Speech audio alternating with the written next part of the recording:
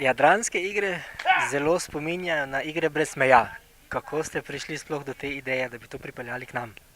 Ob obisku Biograda na moru, njihove turistične organizacije in predstavnikov njihove občine v začetku meseca junija letošnjega leta je prišla tudi na dan ta ideja, da bi Slovenija oziroma da bi nekdo v Sloveniji prevzel inicijativo, da sodeluje Slovenija na teh jadranskih igrah.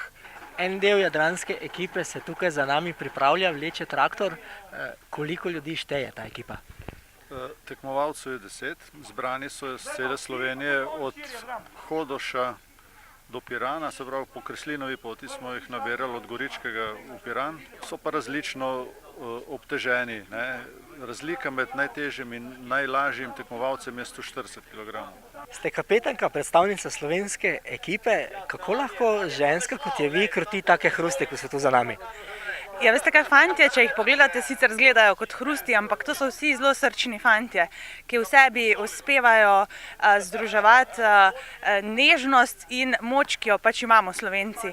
Tako da z njimi nobenih težav, so ubogljivi, pridni in močni in mislim, da bomo vse to združeno lahko zelo dobro uporabili na jadranskih igrah. Katere igre so pa tiste, v katerih se boste pomerili?